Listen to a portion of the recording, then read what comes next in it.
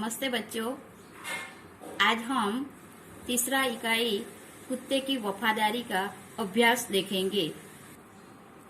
देखो बच्चे, ये तीसरे इकाई का जो अभ्यास है, प्रश्न 1, नीचे दिए गए शब्दों का प्रयोग कहानी के जिस वाक्य में हुआ हो वह वाक्य पढ़िए। पहला जो वाक्य है समाधि, पहला शब्द है समाधि, उसमें हमें वाक्य बनाना है। तो बंजारे ने उस वफादार कुत्ते का समाधि मंदिर बनवाया। दूसरा शब्द है बंजारा। बंजारा यानी पुराने जमाने में व्यापार का सामान लाने ले जाने का काम बंजारे करते थे। तीसरा शब्द है वफादार, कुत्ता बड़ा वफादार था। चौथा सौ, उसका जो वाक्य है, वह कुत्ते के शव को अपनी गोदी में लेकर फूट फूट कर रोने लगा। पांचवा लुटेरा,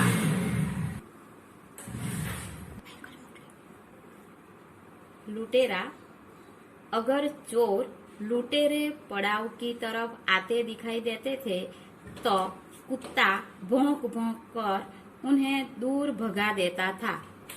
जमानत, तो तुम इसे ही जमानत के रूप में दे दो।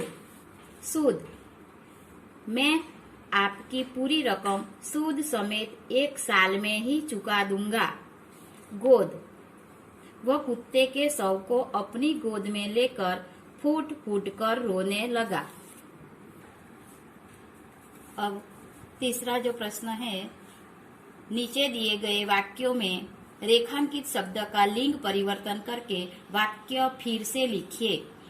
देखो बच्चे, इसमें लिंग परिवर्तन करना है, लिंग बदलना है।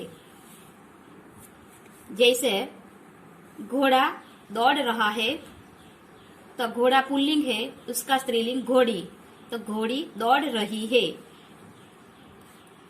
यहाँ कर्ता में जो परिवर्तन करता है स्त्रीलिंग आता है, तो क्रियापद में भी स्त्रीलिंग करना पड़ता है। पहला वाक्य है, सेठ ने कहा रुपये तो मैं दे दूंगा। तो रेखांकित शब्द है, यानी ये सेठ के नीचे रेखा की गई है, तो सेठ का स्त्रीलिंग शब्द करना चाहिए। सेठ का स्त्रीलिंग होता है सेठानी, तो सेठानी ने कहा रुपये तो मैं दे दूंगी। बंजारे को बहुत दुख हुआ। बंजारे पुल्लिंग है, इस शब्द का स्त्रीलिंग बंजारिन, बंजारिन को बहुत दुख हुआ। तीसरा है, ऊंट की पीठ पर सामान लदा है। ऊंट पुल्लिंग शब्द है, इसका स्त्रीलिंग ऊंटनी होता है, तो ऊंटनी की पीठ पर सामान लदा है। चौथा है, मैदान में लड़का खेल रहा है। ये वाक्य में जो लड़का है उसका स्त्रीलिंग करना, तो मैदान में लड़की खेल रही है। देखो यहाँ पुल्लिंग और स्त्रीलिंग दोनों ही वाक्य लिखे हैं। घोड़ा दौड़ रहा है, उसका स्त्रीलिंग में घोड़ी दौड़ रही है। सेठ ने कहा रुपये तो मैं दे दूंगा, स्त्रीलिंग में सेठानी ने कहा रुपये तो मैं दे दूंगी। बंजारे को बहुत दुख हुआ, बंजारिन को बहुत दुख हुआ। ऊंट की पीठ पर सामान लदा है, स्त्रीलिंग में ऊंटनी की पीठ पर सामान लदा है। चौथा, मैदान में लड़का खेल रहा है, तो स्त्रीलिंग में उसे मैदान में लड़की खेल रही है। ऊपर दिए गए हर एक पहला वाक्य में रेखांकित शब्द, ये घोड़ा, सेठ, बंजारे, ऊंट और लड़का, ये सभी शब्द पुरुष जाति के हैं। और ऊपर दिए गए हर एक दूसरा जो वाक्य है रेखांकित शब्द है, घोड़ी, सेठानी, बंजारिन, ऊंटनी और लड़की, ये सभी स्त्रीलिंग शब्द है, यानी कि स्त्री जाति के शब्द है। हवे अब हम देखेंगे व्याकरण में जाति को लिंग कहते हैं। फिर से व्याकरण में जाति को लिंग कहते हैं। इस तरह संसार के सभी प्राणियों को हम पुरुष जाति और स्त्री जाति में बांट सकते हैं। पुरुष जाति को पुल्लिंग और स्त्री जाति को स्त्रीलिंग कहते हैं। हिंदी में दो लिंग है, पुल्लिंग और स्त्रीलिंग। जिस पद से पुरुष जाति का बोध होता है उसे पुल्लिंग कहते हैं, जैसे लड़का, बैल, कुत्ता, चूहा, कबूतर आदि। जिस पद से स्त्री जाति का बोध होता है उसे स्त्रीलिंग कहते हैं, जैसे लड़की, गाय, कुतिया, चूहिया, कबूतरी। पुल्लिंग शब्दों को स्त्रीलिंग शब्दों में बदलने का कुछ नियम है, वो नियम हम देखते हैं। कुछ आकारांत पुल्लिंग शब्दों को ईकारांत बना दिया जाता है, जैसे घोड़ा। यहाँ देखो, घोड़ा अंत में आ स्वर आता है तो इसका ई करना है, तो घोड़ा, घोड़ी, गधा, गधी, लड़का, लड़की। कुछ अकारांत पुल्लिंग शब्दों को आकारांत में बदल दिया जाता है, जैसे शिष्य, शिष्या, बाल, बाला, सूत, सूता।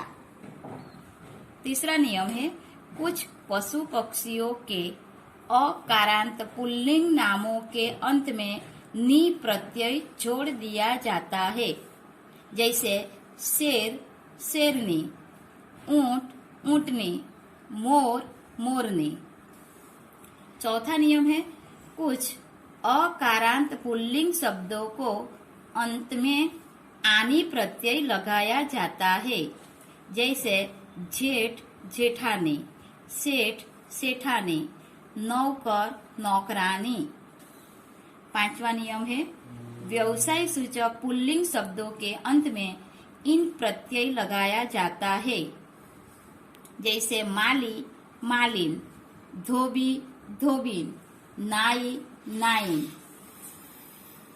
छठा जो नियम है, कुछ अकारांत पुल्लिंग शब्दों में इका प्रत्यय जोड़ दिया जाता है, जैसे बालक, बालिका, शिक्षक, शिक्षिका, लेखक, लेखिका।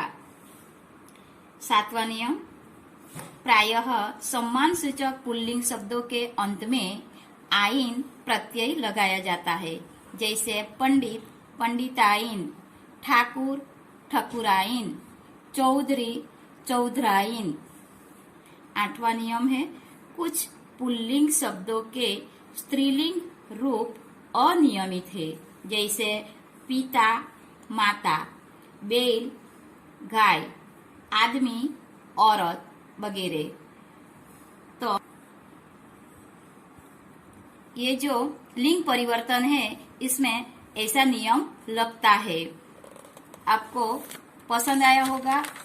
अब इसका पीडीएफ फाइल करके हम भेजेंगे, तुम्हें नोट में अच्छे अक्षर निकालकर अपनी हिंदी की नोटबुक में लिखना होगा। Thank you.